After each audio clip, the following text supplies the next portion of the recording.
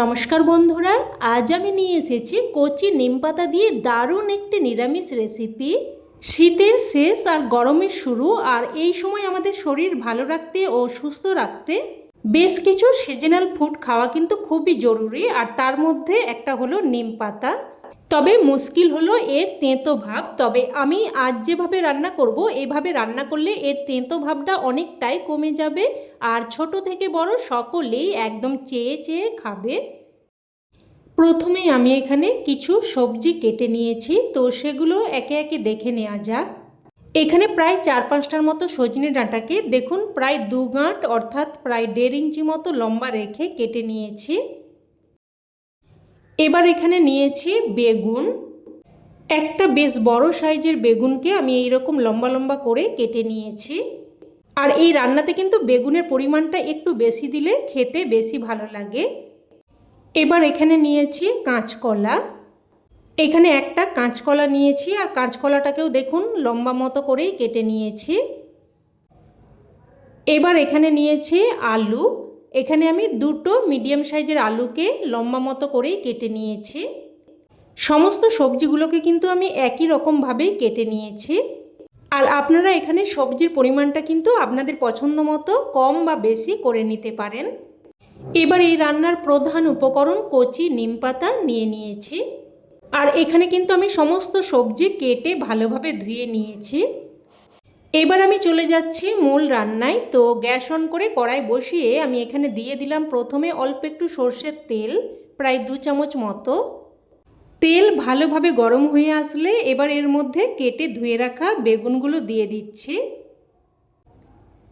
সাথে অল্প একটু লবণ আর অল্প একটু হলুদ গুঁড়োও দিয়ে দিচ্ছি। লবণ আর হলুদ গুঁড়োটা দিয়ে ভালোভাবে মিশিয়ে নিচ্ছি।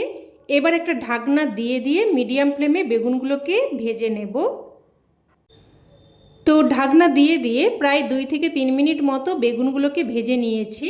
দেখুন বেগুনগুলো কিন্তু ভাজা হয়ে গেছে। এবার বেগুনগুলো উঠিয়ে নিচ্ছি। উঠিয়ে নিয়ে এবার ওই কড়াইয়ের মধ্যে আবারও দিয়ে দিচ্ছি 2 চামচ মতো সর্ষের তেল। ফোড়নে দিয়ে দিলাম 1/2 চামচ 5 ফোড়ন আর 2টো শুকনো লঙ্কা। ফোড়নটাকে নাড়াচাড়া করে কয়েক সেকেন্ড ভেজে নেব। ফোড়নটা ভালোভাবে ভেজে নিয়ে এবার এর মধ্যে কেটে ধুয়ে রাখা আলু দিয়ে দিচ্ছি। আলুগুলো দিয়ে নাড়াচাড়া করে মিশিয়ে নিয়ে এবার একটা ঢাকনা দিয়ে আলুগুলোকে প্রথমে 2 থেকে 3 মিনিট মতো ভেজে নেব। প্রায় 2 থেকে 3 মিনিট মতো ঢাকনা দিয়ে দিয়ে আলুগুলোকে ভেজে নিয়েছি। দেখুন আলুগুলো কিন্তু হালকা ভাজা মতো হয়ে গেছে।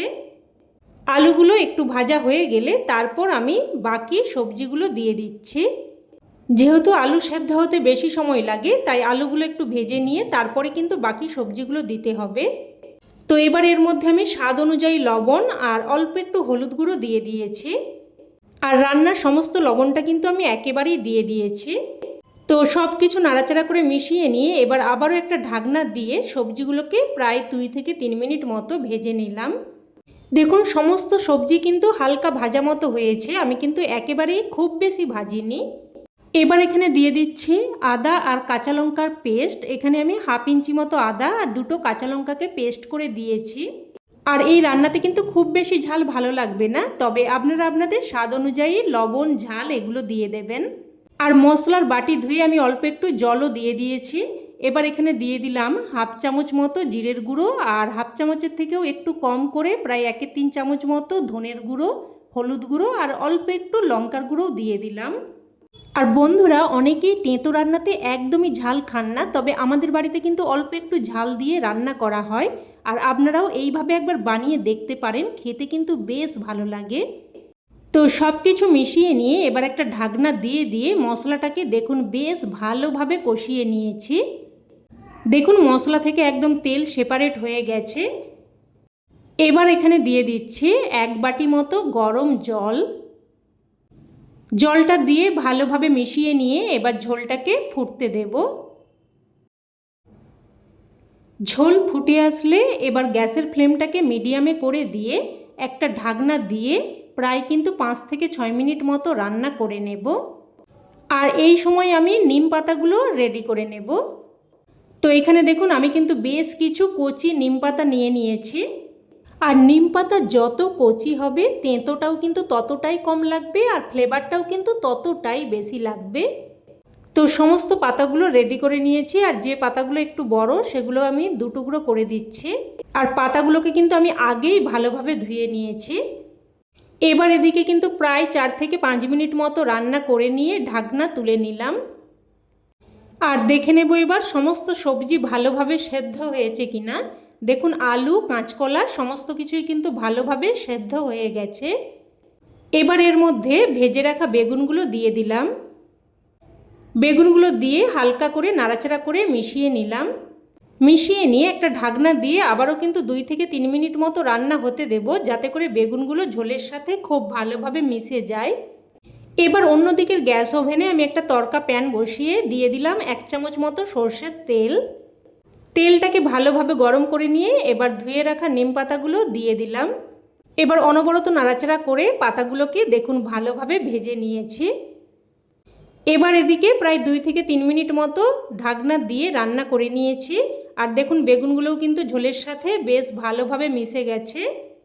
এবার এর মধ্যে ভেজে রাখা নিম পাতাগুলো আমি দিয়ে দিচ্ছি।